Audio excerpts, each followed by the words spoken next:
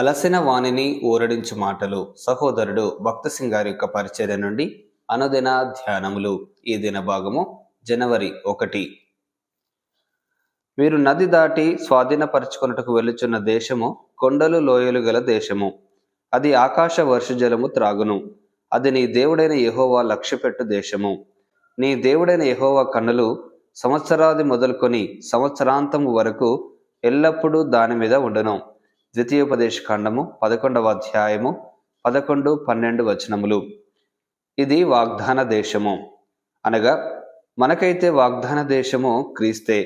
నీవు ఆత్మీయంగా నున్న ఎడల ఈ లోకములో నీవెక్కడ నివసించినను, నీ భారములు ఏమైనను, సంవత్సరాది మొదలుకొని సంవత్సరాంతము వరకు దేవుని కన్నులు నీపై నుండును. ఆయన కృప, కనికరము, సమాధానము నీపై సమృద్ధిగా కుమ్మరించబడును. మరియు నీ కష్టములన్నిటినీ జయించుటకు కావలసిన బలము నీకు అనుగ్రహించబడును. నీవు దేవుని బిడ్డవైన ఎడల ఆయన వాగ్దానములను విశ్వాసంతో కోరుకొనవలెను. లేని ఎడల అవి కేవలము వట్టి మాటలుగానే ఉండును. కనాను దేశమునకు కృత్రిమముగా నీరు కట్టనవసరం లేదు. అది ఆకాశ వర్ష జలము త్రాగు దేశము. 11వ వచనము. ఇశ్రాయేలీలు ఆ దేశంలో ప్రవేశించినప్పుడు అది అంతయు ఎంతో ఫలవంతమైనదిగా ఉండెను. ప్రభువైన యేసుక్రీస్తు ఆ దేశమునకు గుర్తుగా ఉన్నాడు. ఆయన యందు మనకు సర్వ సమృద్ధి గలదు. మరియు దేనిని గురించి మనము కలత చెందనవసరం లేదు. ఎందుకనగా మనము ఆయనకు ఎట్లు లోబడవలనో ఎరిగి మన అక్కరలన్నిటినీ ప్రార్థనలో ఆయన యొద్దకు తెచ్చిన ఎడల ఆయన మన అక్కరలన్నీ తీర్చును. దేవుడు ఇశ్రాయేలీలు తన ఆజ్ఞలకు లోబడిన ఎడల వారిని ఆశీర్వదించదననియు, మరియు ఇతర దేవతలను అనుసరించిన ఎడల వారిని శిక్షించదననియు ఎంతో స్పష్టంగా పదే పదే చెప్పెను. 27-28 వచనములు. 6వ అధ్యాయము 13-14 వచనములు. వారు పూర్ణ హృదయంతోనూ పూర్ణ మనస్సుతోనూ పూర్ణ బలంతోనూ తనను ప్రేమించవలనని దేవుడు కోరుచున్నాడని వారు ఎరిగియుండియు, వారు మరలా మరలా బాహాటముగానో రహస్యంగానో అన్య దేవతలను అనుసరించిరి. కావున వారు నిజముగా వాగ్దాన దేశంలో ఉన్నను దాని సంపూర్ణతను అనుభవించలేకపోయిరి. అనగా మనము పూర్ణ హృదయంతో మన ప్రభువును గణపరిచి మన హృదయములను అన్య దేవతల నుండి తొలగించితేనే తప్ప ప్రభువైన యేసుక్రీస్తు యొక్క సంపూర్ణతను అర్థం చేసుకునలేము, అనుభవించలేము. మనము ఏ వ్యక్తినైనను లేదా దేనినైనను యేసుక్రీస్తు ప్రభువు కంటే ఎక్కువగా ప్రేమించినప్పుడు ఆ వ్యక్తి లేక అది మనకు అన్య దేవత యగును. ఫలితముగా మన సంతోషమును సమాధానమును పోగొట్టుకునేదము.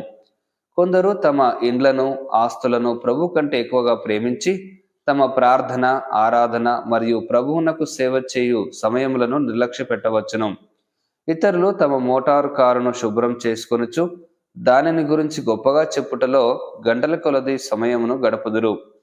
మరియు కొందరు తమ స్నేహితులను, బంధువులను పూజించుచు వారితో ఉండుట వలన పేరు ప్రఖ్యాతులను పొందగలమను ఆశతో ఇష్టపూర్వకముగా తమ ప్రార్థనా సమయములను, ప్రత్యేక కూడికలకు హాజరగుట మరియు ఆదివారం ఆరాధనకు వెళ్ళుట సహితము తగ్గించుకొనెదరు లేక రద్దు చేసుకొనెదరు. ఇతరులు అనేకులు లోక స్నేహములు లేక అపవిత్రపరచు స్నేహముల ద్వారా పాపములో పడిపోయేదరు. ధనాపేక్ష కూడా అన్యదేవత కావచ్చును. కొందరు తమకు కలిగి ఉన్న దానితో సంతృప్తి చెందక ఏదో ఒక విధానములో తమ ఆదాయం ఎక్కువ కావాలనని ఆశించుట వలన స్వంత ప్రార్థనకు, కుటుంబ ప్రార్థనకు కూడా వారికి సమయము ఉండదు. మరియు దేవుని ఇంటిని పూర్తిగా నిర్లక్ష్య పెట్టుదురు. కొంతమంది భార్యలకు బంగారు, వెండి వారి అన్యదేవతలుగా ఉందురు. కొందరికి రేడియోలు, నేటి దినములలో టీవీ వారి అన్యదేవతలుగా ఉండుట వలన బైబిల్ చదువుట, ప్రార్థన, ఆదివారం ఆరాధన కొరకైన ఆసక్తిని పోగొట్టుకునేదరు. ఆ కార్యక్రమముల ద్వారా వారి అక్కరలన్నీ తీర్చబడునని చెప్పుదురు గాని చివరికి ఆత్మీయంగా గొడ్డుబారిన వారుగా అగుదురు. అట్టి అన్య దేవతలు నీ ఆత్మీయ నష్టమును మరియు సంతోషమును, సమాధానమును పోగొట్టుకున్నటకు కారణమగును. మీ హృదయములను, మీ ఇండ్లను అన్య దేవతల నుండి దూరంగా ఉంచుకుని ఎడల ఆయన కన్నులు మీ మీద ఉన్నని దేవుని వాక్యము చెప్పుచున్నది. ద్వితీయోపదేశ కాండము 11వ అధ్యాయము 12వ వచనము. మన హృదయములలో ఏ అన్య దేవతలు లేకుండా నూతన సంవత్సరమును ఆరంభించుటకు నిశ్చయించుకొనుటకు గాను మన హృదయములను పరీక్షించుకొనుటలో ఎక్కువ సమయమును గడపవలెను. అప్పుడు ప్రభు యొక్క కన్నులు సంవత్సరారంభం నుండి సంవత్సరాంతం వరకు ఎల్లప్పుడూ మనపై ఉండునని నమ్ముదము.